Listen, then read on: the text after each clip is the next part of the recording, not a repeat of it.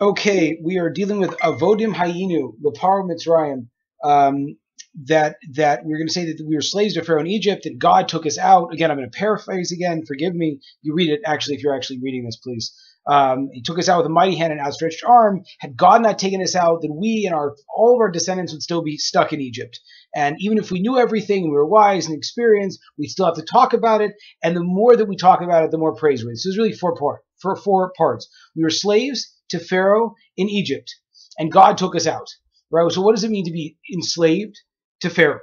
Um, so one of the principal concept, that there's a lot that we can say, but one of the main ideas was that we weren't just physically enslaved, because if we were physically enslaved, or when Pharaoh died, we could have left. But Mitzrayim and Paro were ideological concepts as well. Mitzrayim, the word Mitzrayim stems from, means like you were stuck, and we were like very much, we were unable to express ourselves, and not, and that in a lot of ways that was, from a psychological perspective, even more damaging than the physical labor we had to do.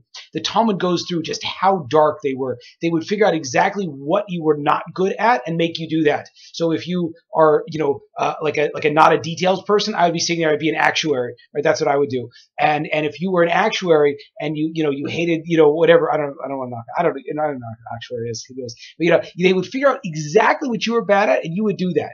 And then not only that, the Talmud explains this crazy concept that they would have to build these cities, Pithom and Ramses, and as they built up these cities, they were either built on quicksand or on fault lines. And as they were going home at the end of the day, they would turn around behind them if they worked so hard, and they would just see everything they had worked disappearing and going to the ground. So the idea was that they were doing what they didn't like, and not only that, they were seeing that the fruits of their labor were falling apart in front of their eyes. It was completely, it was a mindset. They were just destroyed, right? And so the idea was that there was such a profound sense of slavery that if God wouldn't have reached in there and literally taken us out and literally taught each and every one of us that we're important, we're special, that we deserve more, we never could have rehabilitated ourselves. And all the way down, we would have been stuck in this mindset of just of monotony, and just kind of like being stuck in the day in and day out. This tremendous Jewish creativity that's just over and over again, we've innovated so many different fields in the world, stems from the fact that God, so to speak, taught us that we have to break out of the box. And that's a concept. It wasn't just an intellectual experience. It was a physical experience. It was an emotional experience. And even if we know in theory that we are free now, if we don't go through the motion to talk about how we broke out of the chains, we wouldn't be able to put it into our lives.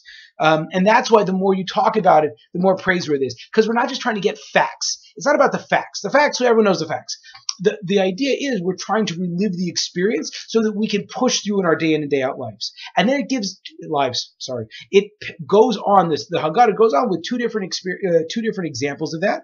The rabbis were sitting around in Bnei Brak, and they were all talking about it. Now again, the rabbis, they knew it, ostensibly we assume they knew the history, right? They were the greatest rabbis of the world, right? But the point was, they weren't just living, they were in it. They were reliving the story.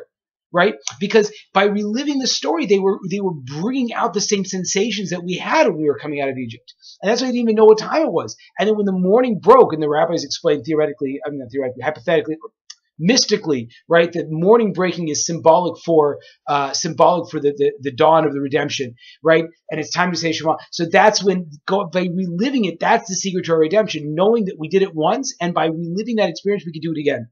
God can make it happen again. We just have to be in the right mindset. We have a winner mindset. And then also the idea is that there's a Rabbi Elazar ben Azariah said, it's like a 7-year-old man. He goes through this whole thing that you would think that maybe you wouldn't have to always talk about coming out of Egypt, but the answer is that we would. And then we jump right again. Why? Because it's always going to be relevant. Then we jump into the four sons, which are like one of the most famous parts of the Haggada. We're going to go through what does it mean? Why? What are the different four sons? It's a very interesting thing, the way that they ask the questions and definitions. We're going to jump into that next.